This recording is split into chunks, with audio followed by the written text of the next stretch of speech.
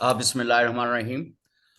Thank you so much for joining us. I welcome you on behalf of Development Communications Network, Devcom-Pakistan, after several months of gap of interaction. And I hope a new year will be a good and best for you.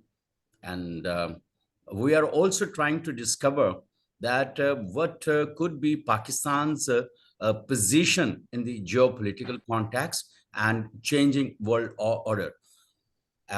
We have seen many changes in the Asia Pacific region, especially uh, US interventions in the region, strengthening Taiwan, and picking up Cold War against China and Ukraine war, and many things, many alarming things are happening around us. But Pakistan is still indulged in internal lousy politics, and our economy has nosedive. So these are the context. This is the context basically that I would like to discuss with the experts has joined me, and let's see what they say. And I welcome you, Senator Mushahid Hussain, Chairman, Senate Standing Committee on Defense Production and Chairperson of Pakistan-China Institute.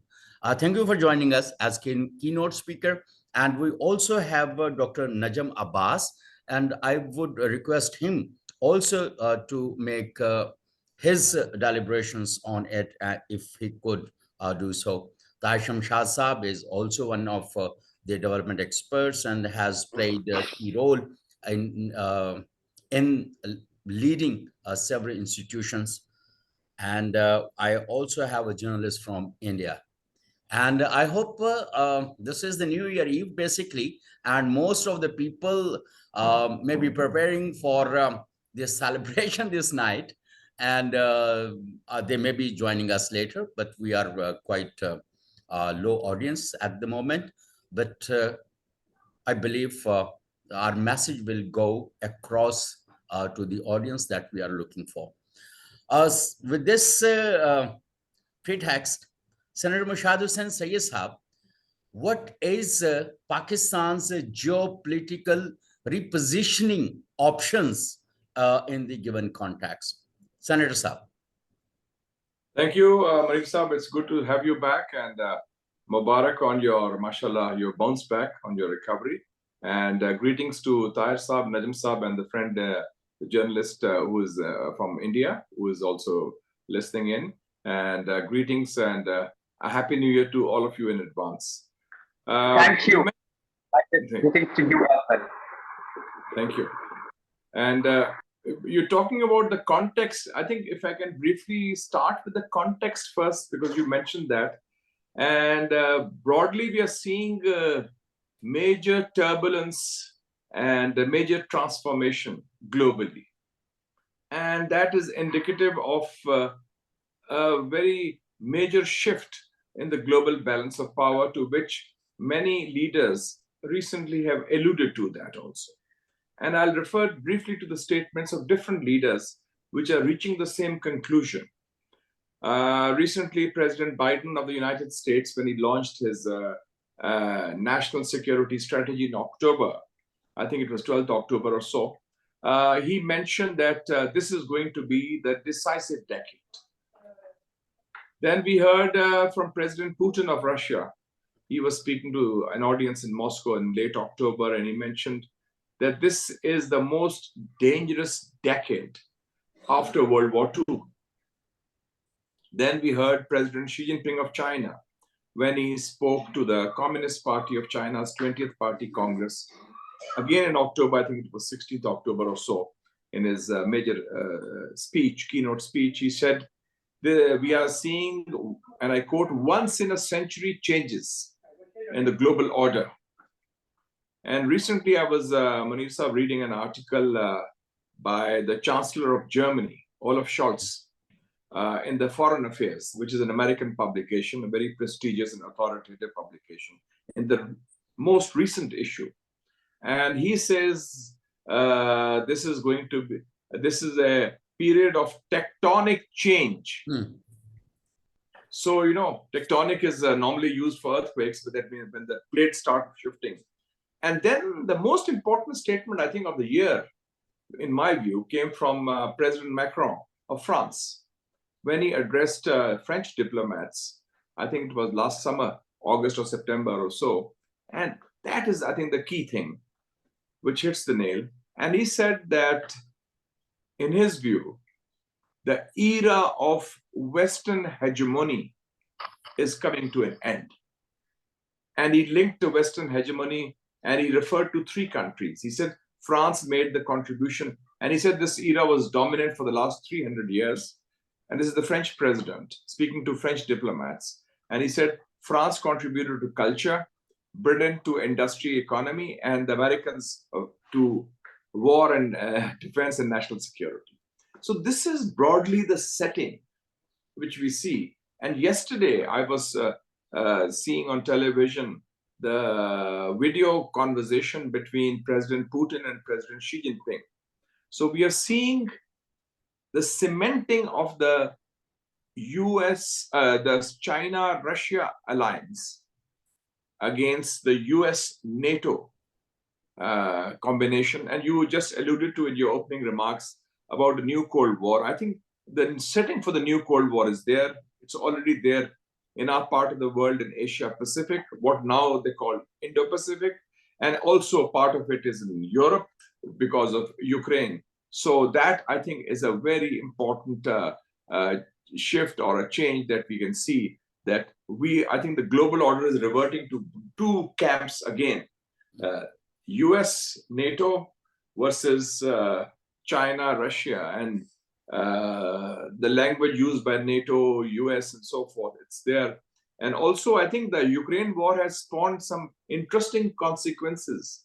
I think we used to talk of a divide between the Muslim world and the West. I think the major divide right now is North-South, because on Ukraine, you have seen for the first time in 25 years, Pakistan, India, and China have taken a similar position on the global issue. We have abstained. We have not condemned Russia. And Indonesia, Bangladesh, Sri Lanka, even UAE and Saudi Arabia, they have been moving closer to Russia. And finally, in this context, the transformation we see with the retrenchment of American power from the Muslim world, broadly speaking, after Afghanistan law in 2021, we also saw the historic visit of President Xi Jinping of China to Saudi Arabia, where they also had an agreement on RMB. So overall, you can see change and transformation, which means that there is a lot of strategic space for countries like Pakistan, more autonomy to pursue policies that can benefit the country's interest, the people's interest, and regional connectivity, on which we are very keen.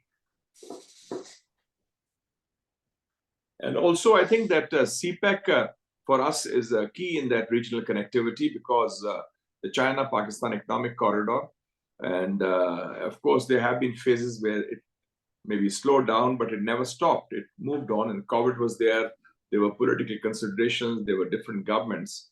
But already, I think so far, CPEC has delivered almost to over 190,000 jobs, 28,000 scholarships for students studying in China, 6,000 megawatts of electricity, over 500 kilometers of highways and roads, and over 800 kilometers of transmission lines. So on infrastructure and energy issues, it has been quite transformative. And the next phase of CPEC is going, hopefully, inshallah, to begin in 2023. So, and in India, we see a very interesting development. I think that's also very transformative, because especially in our view, what is happening in India is that Nehruvian secularism, which was the bedrock of India's democracy, a more inclusive, pluralist democracy with Nehruvian secularism, that has been buried under a very ideological Hindutva perspective. which is more narrow-based and at times also bigoted. And but we see the facts that Mr. Modi's popularity is at 70%. The Indian growth rate is very high, and recently he swept the elections in Gujarat. So seeing the Indian landscape, I think that we can expect more of the same in India, because India is going to have elections, I think, in 2024, while Pakistan and other countries like Bangladesh would have elections in 2023. So this is also a period of transition for South Asia. And in Afghanistan, I think, frankly, it's a situation where I think we learned certain lessons. Pakistan made many mistakes. And as you know, have been a critic of Pakistan's Afghan policy in the past also, even under the General Zia period, because we tried to overreach. We tried to talk of strategic depth. And I was, as you know, the first Pakistani journalist at that time who went to Kabul and interviewed Dr. Najibullah. And I felt that our policy was too intrusive. And I think we have learned the lessons hard way, like the others have done.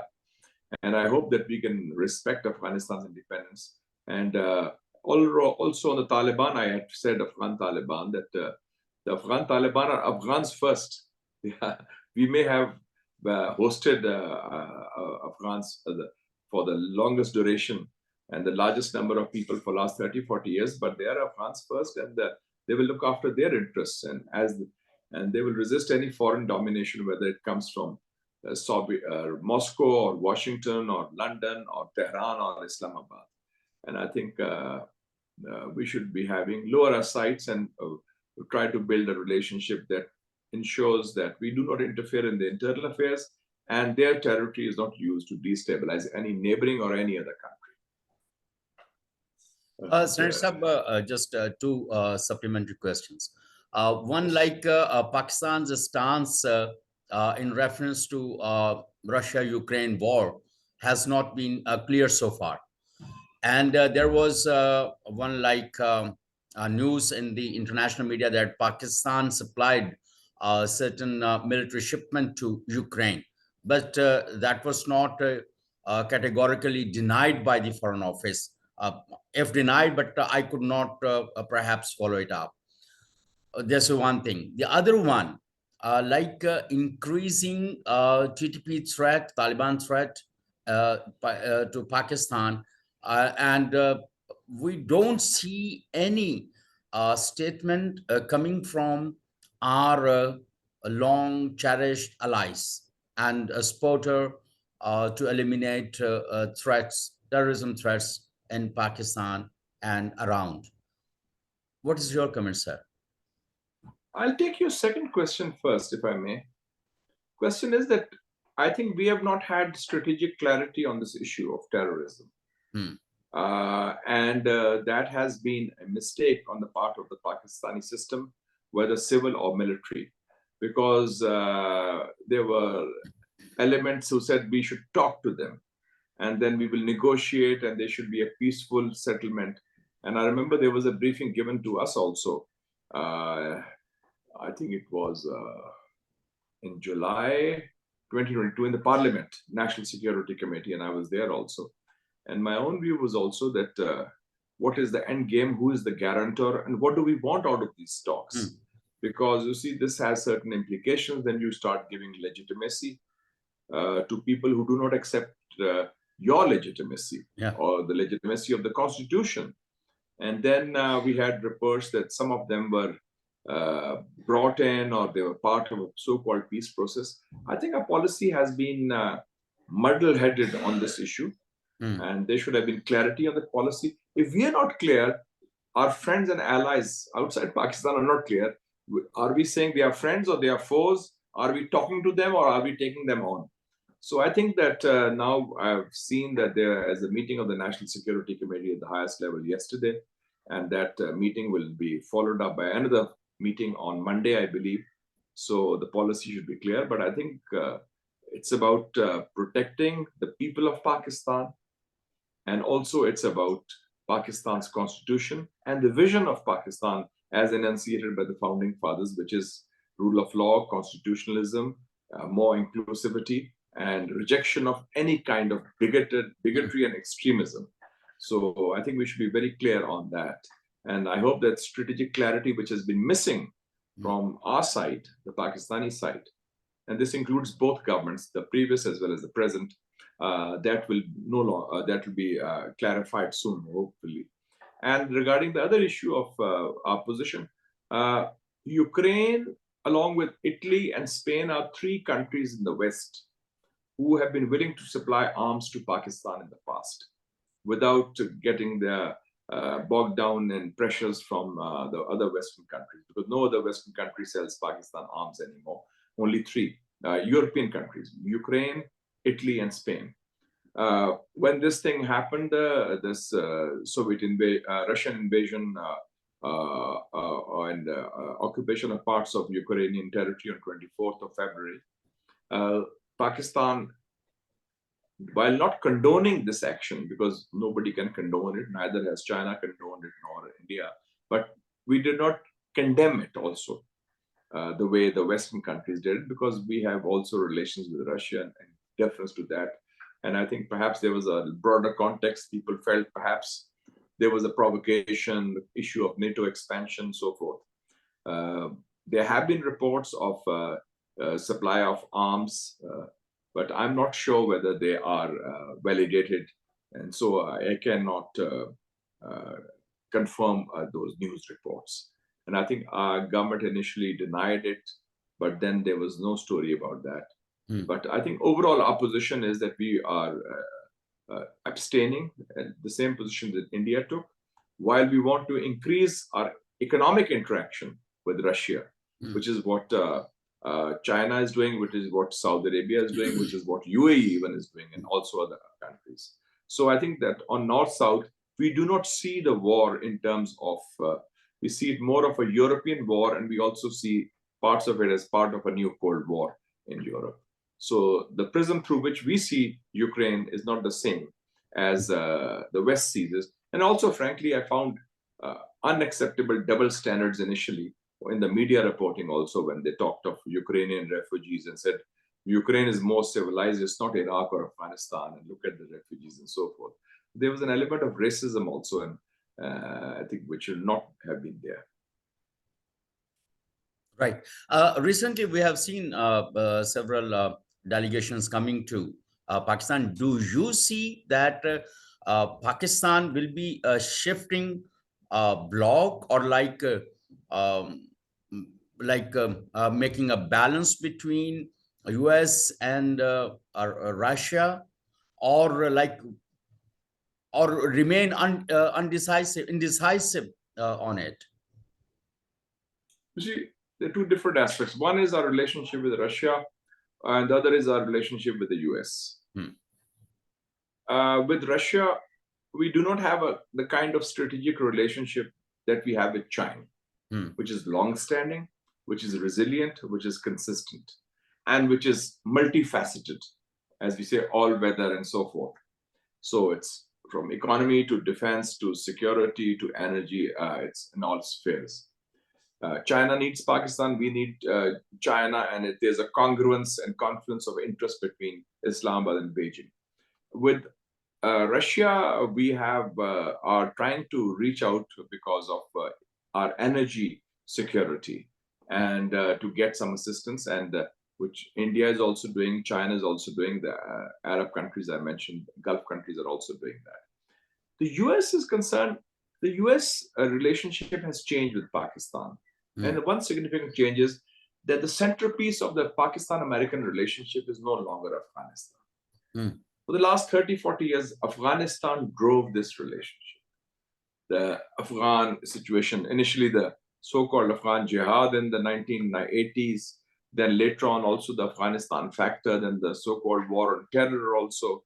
And Afghanistan was central to the Pakistan-American connection because American troops for the last 20 years were there. And Pakistan was also the supply line, and there was at times convergence, at the times lack of convergence also. But the US in recent terms does not treat Pakistan as a strategic partner as it does vis-a-vis India.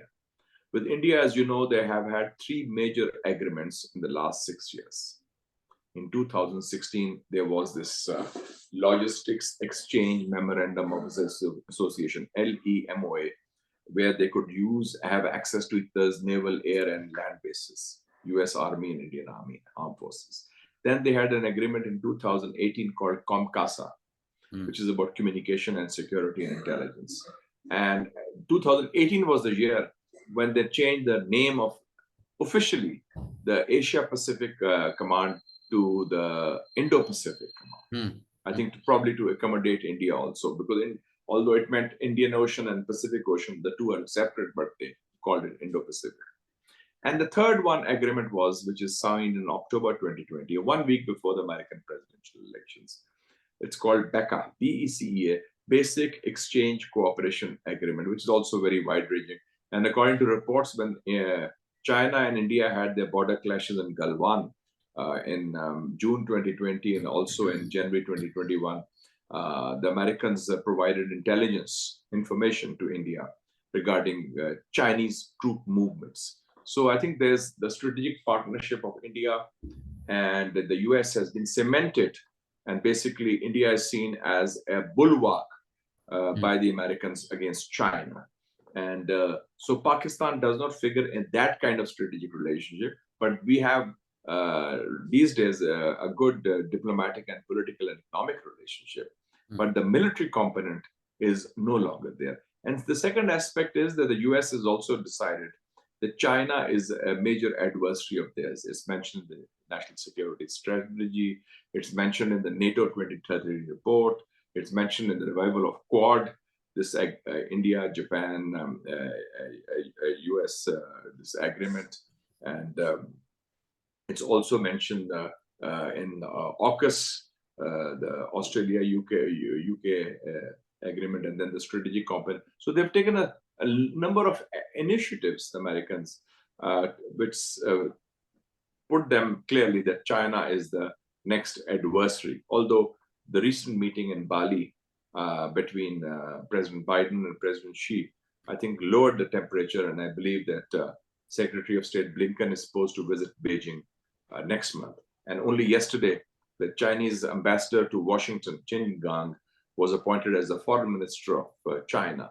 So it also means they have an American expert in the foreign ministry now becoming their foreign minister. So obviously they want to have certain relationships based on competition perhaps, but certain competition within the framework of certain rules of the game, hopefully.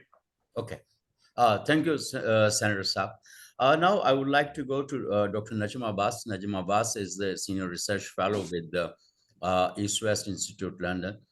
Dr. Saab, what do you see the impact of the Ukraine war while Russia has cut off the gas supply to many of the European countries? Do you think any fallout of this kind of act by Russia while Pakistan is trying to improve economic relationship with Russia? Dr. Saab? Thank you very much, Munir Saab, for the opportunity. As always, Dr. Mushahid Hussein's sharp, savvy, and substantive presentation is always very instructive and insightful. It's a privilege to hear to him. There are three crises that the Ukrainian war, the Russian war with Ukraine has unleashed. The energy crisis, the economic crisis, and the crisis of global trade and supply chains. Pakistan should have done a very sharp and savvy calculus of opportunities and risks, whether they can hedge their stakes or how far they could go in procuring supplies from Russia because of the increasing sanctions, because of the difficulties in transportation and difficulties in transactions financially. So in that case, perhaps Pakistan did not well prepare for the way things have unfolded, and uh, because it could have kept itself at a safe distance without burning fingers, and still take a stance where it could procure with favorable terms. Hmm. Uh, the Indian example comes to mind, how they have kept their distance and strategically extracted advantages on optimum for bringing optimum benefits to their economy.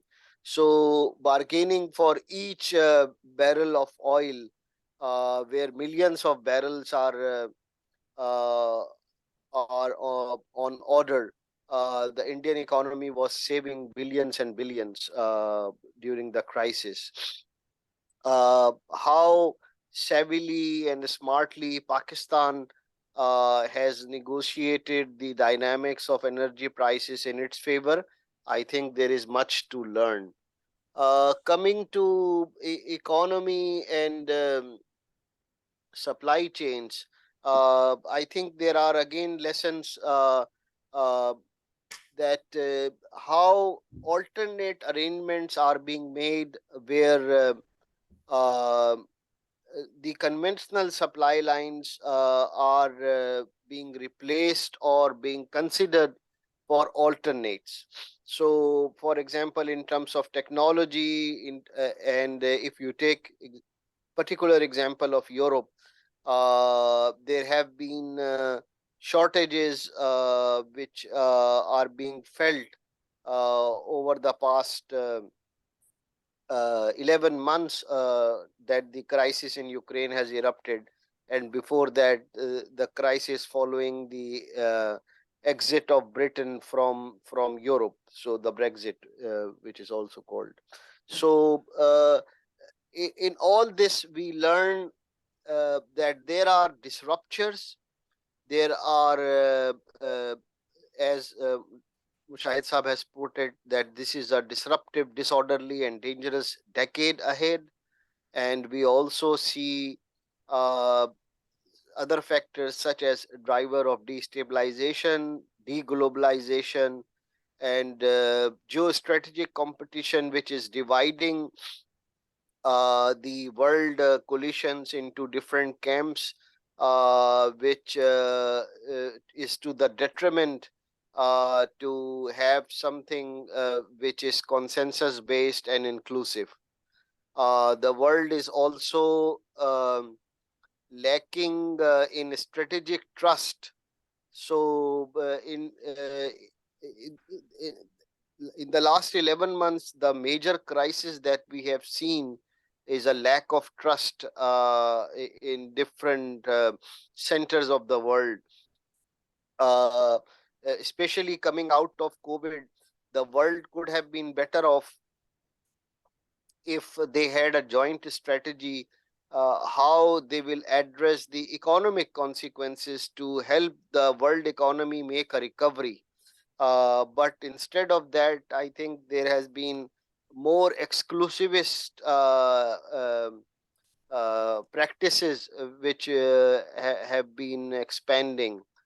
So we need for Pakistan a different set of toolkit and analysis how we will encounter, face, and address these multifaceted challenges, and how we will be able to mitigate risk and position ourselves in a position which is favorable and advantageous to us.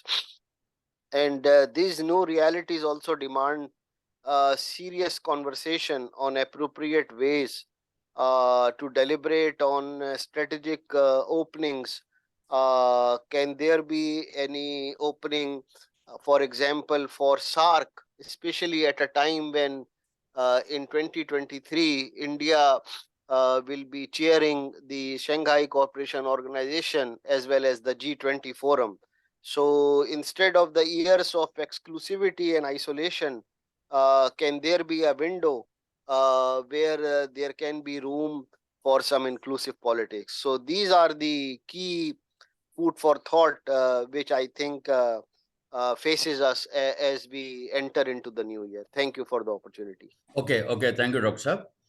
Saab. Just a supplementary question. Do you think, like, while like sitting in the London, and do you see like Pakistan's politicians and the institutions are really preparing for a repositioning of Pakistan in the geopolitical and the global context? Unfortunately, the answer is not very convincingly yes. Uh, as we look at Pakistan, the news are full of bickering and power tussle and one-upmanship and zero sum. Mhm. So, in the national cause, I think it does not give a very optimistic or promising picture about Pakistan. Mhm. The politicians usually appear divided, so it never gives a reassuring message. It's a hard one Mhm. whenever we look at the news we coming out of Pakistan. Dr. I Saab, just want to say, yeah, I just please want go to ahead, add, Silent yes. Saab. Najam Saab made a very, I think, quite an impressive presentation and wide ranging. And I agree, very important point he made was that during the COVID situation, it was a major crisis, a once in a century pandemic. And that opportunity was squandered again because some people saw it through Cold War lenses and what people call vaccine nationalism. That okay, it became how to use even vaccine as a weapon or a tool. And I think to prepare for the economic aftermath of the COVID pandemic, it was not done, and there was no coordination among the major powers and also among different countries. And I think that was an opportunity missed. And I also agree with him about unfortunately, the national political scenario in Pakistan. Sadly. One point to make is, an editor of the Business Week in the late 90s, he saw that if for common economic interest, India and China could join hands. He said that they will be able to offset any center of economic growth and progress. And he named his book as Chindia, China and India, CHIN India. And still, if you take the economy of China and India on one hand, and many G7 powers on the other hand, they can offset progress of countries like UK and Italy and Spain very easily. But I think once there will be a calculus that was world better off in dividing the two apart, or could there be a consensus, especially when India will be chairing the Shanghai Cooperation Organization in 2023, and over the next 10 months there will be monthly meetings of ministers to find avenues of cooperation. Perhaps we can see some openings there to reconsider whether world can be better off joining hands. Okay, Dr. Saab, one thing. What do you see the impact of India chairing a Shanghai Cooperation Organization or G7 group? G20. G20, sorry. Yes. You know, there is one optimistic way to look at things, as I have expressed my desire that over the coming 10 months, the monthly coordination meetings for economy, regional development, literacy, women empowerment, climate, they will all help enforce and find consensus. So this is the optimistic side. Mm. Unfortunately, there are some elements in Delhi who feel that having a confrontational and competition approach vis-a-vis the region, vis-a-vis China, vis-a-vis and dividing the world into two camps can bring some advantages. I think a bigger and wider calculus need to be done. which says that if under the Shanghai Cooperation Organization, there were certain things which could help a region come out of COVID, make the recovery, because no matter which international consultancy predictions and prognosis you pick, they say 2023 will be facing recession. So are we pouring more oil on the fire, or rather we will stave off this fire and then try mechanisms that we avoid rise and spread of any pandemics in the coming years, because the economies, no matter which country, US included, they cannot face another pandemic because they are yet to come out, wriggle themselves out of the crisis.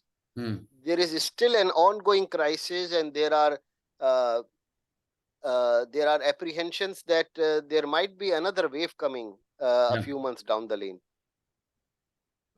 So, as you mentioned, like Senator Saab, another recession, and then a pandemic is also, COVID is also coming back. And what do you see, like, while we have like our economy so nosedived and have no resources, and meanwhile we don't have like good relations with the people, and there are many doubts on what like indecisive we are to have stronger relations with the countries in such a condition, where we would stand? I think that we have to, the issues of recession and pandemic are global issues. They are borderless issues, like climate change, which Pakistan faced the consequences this year in a very devastating manner. We had floods of almost biblical proportions. And I was also in Sharm el-Sheikh for COP27, and we mentioned that this is a borderless issue. So whether it's coronavirus, climate change, and I think on that there should be, in my view, and I've been advocating it in the past also, there should be a regional approach also. Because, for example, South Asian subcontinent, whether it's Pakistan, India, Nepal, Sri Lanka, Bangladesh, Maldives, we are the biggest victims of climate change. On that, there can be cooperation. On COVID issues, there can be cooperation. And I think that, unfortunately, I still feel that the Indian, right now, the ruling party is having an ideological foreign policy towards Pakistan, because the RSS feels that Muslim bashing at home and Pakistan bashing abroad sells. Conversely, in Pakistan, India bashing is no longer a political issue.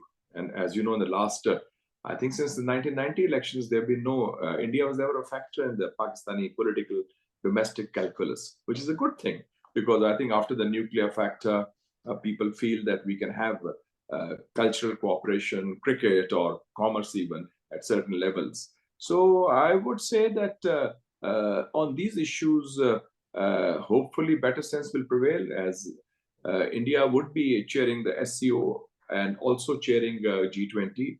And G20 includes China as well, and SCO also includes China as well. So there is a need for that cooperation. But regrettably, SAARC seems to be now really in the back burner, and SCO has replaced SAARC as the paramount regional organization which brings together South Asian and Central Asian countries together. And SAARC, we have had a hold by India on that area. And I also feel that after the Bali meeting of President Xi and President Biden, you might see more cooperation between the US and China on the issues of coronavirus pandemic and climate change, and perhaps a lessening of the rhetoric also in that. I think the US has also realized that perhaps they went too far, because the US military industrial complex, having classified China as the new enemy, then they started demonizing China. And while China did not do that, but it was from the US side, because they feel that China is a challenge to their primacy globally and also in Asia Pacific.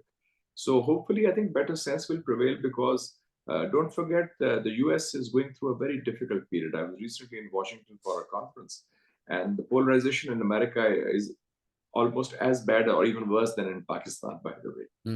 The Democrats and the Republicans.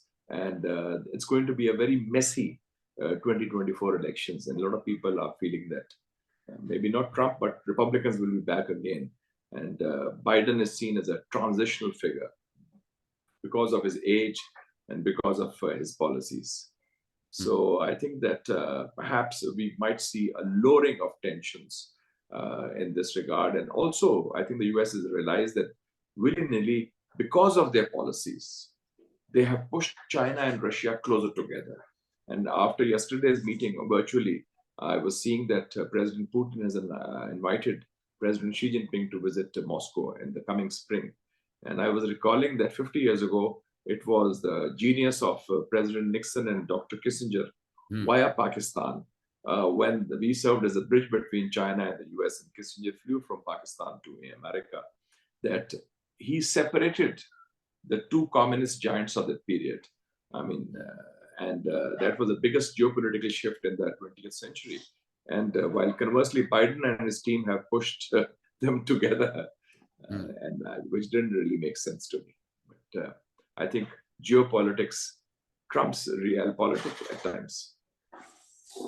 Do you think the government will be coming up with any strong interventions in terms of Pakistan's internal security and external security, and all the stakeholders of Pakistan will be on the same page? They have to be on the same page. Terrorism is an issue which is about the lives and livelihoods of the people of Pakistan. It's about internal security. Munir sahab, we should be very clear. When I say strategic space, we have no external threat to Pakistan's security. The threat is internal.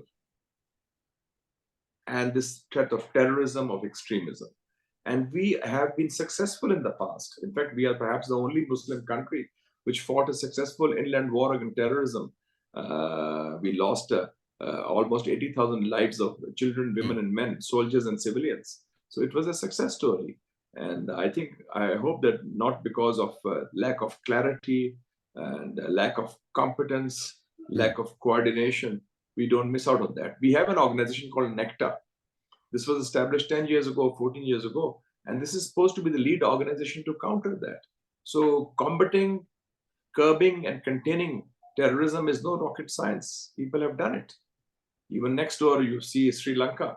They did it on their own. And when they had the threat from LTTE. So I think that we should be very clear on that. And there should not be any one step forward, two steps back, or any oohs and ahs on that. And the strategic clarity should be there. And we take it forward in a very decisive manner, as we have done in the past on this issue. And as we did when we were building the nuclear bomb, or as we were pursuing CPEC. So there was strategic clarity on those issues, and that's why we were successful. Okay. Thank you, Senator Saab. We have Tahir Shah Saab with us. Tahir Saab, would you like to intervene the conversation and put up your thoughts? I have to leave in 5 minutes also. Okay. But after 5-7 minutes, we will close down the conversation. Ji, Tahir Saab. Ji, thank you. But Meri Mushahid Saab se, I would like to ask a question that whatever he nicely described and explained the shifts expected in future, the geopolitical shifts, and so what he would he enlighten us that situation of Pakistan, this geostrategic repositioning? I think that we are already positioned in that way. We have there's no issue of people say about balancing or taking sides. You see, we are very clear. We have a very strategic relationship with China, which is long-standing. But that relationship does not mean that we are part of any bloc politics. We have had a long-standing, good, in the past, a strategic relationship, which I think has now become, India has become the strategic partner of the US in the region, not Pakistan. And that is the post-Afghan scenario. That is the big change. But the US also needs Pakistan, because recently I was in the US and I was talking to some of their policymakers and they were saying about the region. I said, apart from India, who do you have in the region? If you look at the map, Russia is off limits. China is off limits to the US. Iran is off limits. Afghanistan is off limits. Central Asian republics, most of them, Putin has said, no presence of the Americans there. And even Saudi Arabia and Turkey, two old allies of the Americans. Saudi Arabia is moving closer. They agreed with Russia on the issue of oil production. They have signed a strategic agreement with China, despite the American opposition. And Turkey, which is a member of NATO, is buying missiles like India, S-400, from Russia. So the world has changed. You are seeing what I call the emergence of even Muslim middle powers like Pakistan, Iran, Saudi Arabia, Turkey, having strategic space. So the US also needs Pakistan, and that's why it's now engaging Pakistan. And I think that we should continue with this policy because we have not said that it's either or. And but the question is, China has offered us much more. China is willing to sell us arms also. China is willing to invest in our infrastructure, in our economy. And China came 10 years ago when CPEC was launched in 2013.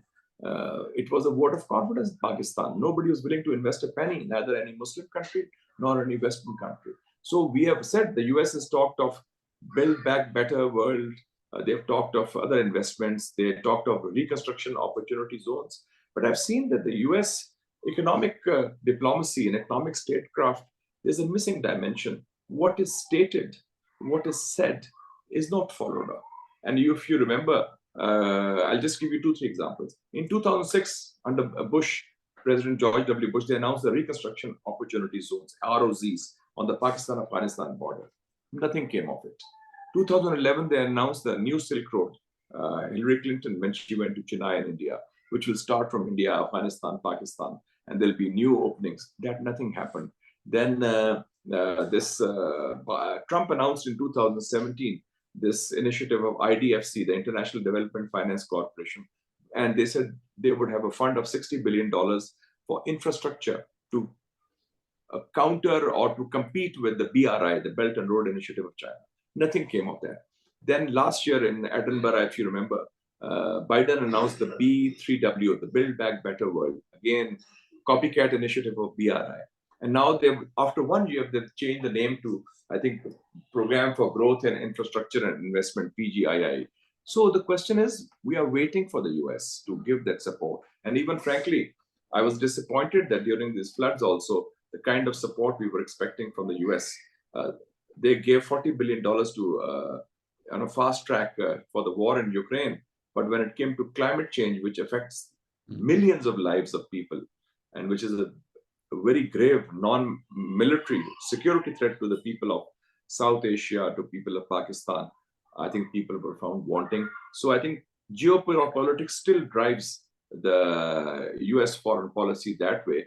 And China has, I think, one country which is offering you things without interfering in your internal affairs, without any preconditions. So it becomes a more lucrative donor than the United States. But Pakistan is open to all sides. In fact, Pakistan has been a bridge between China and the US, and we'd like to play that role. And Pakistan has been one of the vanguard in the issue of diplomatic and economic globalization from day one because of our background, our history, our heritage and culture. Part of the British Empire, speak the English language, close ties with the West, but located in the region with very close ties to China as well, and closer ties to our regional countries and Muslim countries. So we are well positioned to play that role, but we should have the clarity in terms of the political will and vision to play that role. And finally, I'd like to say that Mr. Najam Abbas mentioned that, and I agree with that, unfortunately. This unending quest for power, this political strife, this almost political unceasing civil war has to end. And there should be a political ceasefire among all political forces in Pakistan, at least on the issue of economy, energy, extremism, environment, education, these areas on which there are no fundamental differences of opinion. And then at least give the people of Pakistan the respite that they deserve and a better deal that they deserve, finally. Okay. Hopefully. Okay. Raheela and Ayan, if you have any question to Senator Mushahid Sahab or Dr. Najam Abbas? Sorry, I'm not sweating because of the questions, but because of the heat. No, sir, I understand. Thank you, sir. It's not the right time, actually. I know that when this is the 31st December, so it's not the right time. So definitely I will write to him. And thank you so much, Munir sir, for giving this scope. Assalamu alaikum. Assalamu alaikum, Mushahid Sahab. Thank you very much. It's really very... ji, I really learned. बहुत जबरदस्त आपने बातें की और मुझे बहुत अच्छा लगा.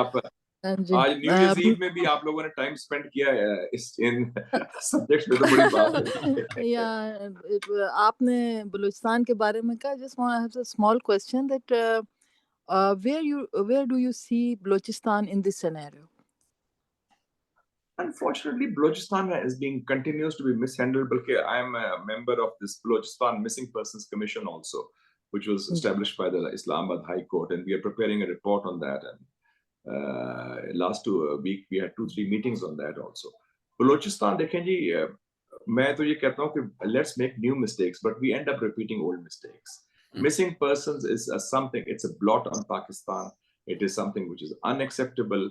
And the rule of law has to prevail. और इसीलिए हम कह रहे हैं कि जो भी process हो, it has to be transparent with accountability. दूसरा issue है, अब देखें ना, mishandling in Gwadar. If Gwadar people are protesting over absence of clean drinking water, which is the responsibility of the provincial and federal governments, तो उसको crackdown तो नहीं होना चाहिए ना. So I think that our handling has been not political. It's been administrative, using the danda, using the stick. And I think what Balochistan needs is a healing touch, but through leadership which is representative of the people, and through an approach which is more with more empathy and better understanding of the situation. So recently, there was a delegation of Balochistan students here last ek hafta pehle, University of Gwadar ke 14 students came, half of them women and half men, boys, and girls and boys. And I was very impressed with their understanding and knowledge of the situation.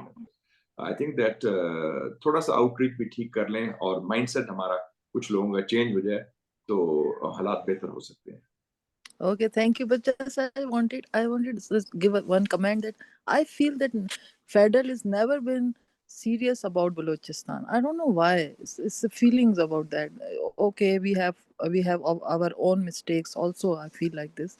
लेकिन जो federal है, मैं बहुत दफा गई हूँ. ठीक है, they don't have time for us. नहीं, और उनको अंडरस्टैंडिंग भी नहीं है. आपको पता है यार, लास्ट टाइम मैंने एक रिपोर्ट तैयार की थी 2005 में, और वो कितनी कॉम्प्रिहेंसिव रिपोर्ट थी. It was accepted from all across from Mahmood Khan Achakzai to Nawab Akbar Bukti and to everybody. ये रिपोर्ट है, बट उसके बाद उसी वो it comes on the radar screen as a crisis, and a crisis approach होती है. तो I agree with you. और जो लोग भी आते हैं वो बस आते हैं थोड़ी देर के लिए कि जी हुकूमत बनानी है, सारा करना है. बट एक overall clear strategic vision of Balochistan as part of the federal framework or understanding of Balochistan province वो नहीं है. Your point is well taken. Raheela, will you please introduce yourself? कौन जी? Raheela साहबा से मैंने गुजारिश की है. Raheela साहबा is a big shot, don't you know her? लिखा हुआ नहीं आ रहा. Raheela Durrani, I'm a former speaker. Raheela Durrani साहबा कैसे हैं आप? ये कमाल करते हैं आप इतना. सर हमारी लीड फेलो हैं, हमारी लीड फेलो है, हमारी सीनियर है. ये तो बड़ी मशहूर हस्ती है. कल को चीफ मिनिस्टर का नाम लिखे हैं ताकि अब एकदम पता चल जाए. उनसे आप अपना सीवी दे दें, कार्ड दे दें इनको. She's a big shot and she's rising. नहीं वो I know her. और हमारी बहुत पुराने ताल्लुकात हैं सियासी और जाती है. Sir, can I make a point? Hello. Ji Ayan, please go ahead. I'm sorry for taking time, but I just make a very short and precise comment. This is on India under Modi and the Hindutva. The thing is, Indians, the secular Indians, haven't given, the legitimacy or the task for spreading a Bhakti movement. India, if you see the Modi's vote share, it's just around 30% or 35%. So it's not about the Hindutva, but Indians needed an alternative choice. And the Congress was unable to deliver the justice. So just because of the background, the BJP has come in the power. They're the incumbent right now. And India is a secular state. I mean, India is not going to change overnight. You have seen the protest, how, the NSCA and all these things happen. It's true that, a Hindutva regime is at the incumbency, but it doesn't mean like India's, the values and ethics of secularism are decaying. You can see the resistance. I can tell you, India is not just about, I mean, from any Islamic state, you only think about the Muslim, and Muslim. But you can also think like this is the place where the Zoroastrians are safe, where the Jews are safe, which they're not, they don't feel safe even in their own homeland. But I can vouch for one thing: India is going to fight for it. Our previous generation fought for it, and we are fighting for it. The secularism. It's going to stay. It's about the value. It's in India's gene. That's what I can all say. And if you see one thing, one Muslim man, if got a wound in his hand, the next day whole India will cover it. Forget about the English masses. Forget about the Urdu Delhi, Bengali, the Malayalis, everywhere in the regional masthead, it will get the coverage. That's how the resistance, will form. Thank you for listening to me. Okay. I'll just mention that, Sir, when Mr. Atal Bihari Vajpayee Sahab, when he came to Pakistan in 1999, I was Minister of Information and I was his Minister in Waiting. And he was from the BJP. And I found him a very impressive statesman with a very broad vision, very broad-minded also. And it was a pleasure to be with him for those 3 days when he was in Lahore. And later on in 2006, we hosted LK Advani Sahab. And I found him a statesman. So the issue is that BJP also has had this kind of tradition, but right now the RSS tradition has become, unfortunately, so narrow base that it has created problems. Hopefully, as you said rightly, thank you for the clarification. We hope that India can revert to its real roots, and which is what we want. Thank you, sir. But thank you for the difference. Thank you so much, all. Those couple of friends joined the webinar, and those who joined on live mainstreaming. You spare your time out of your New Year Eve preparations, and you must go on celebrating New Year Eve. And I believe like it would be a wonderful year ahead, though predictions of recession are there. Thank you so much. Thank you. Take care of yourself. Allah Hafiz.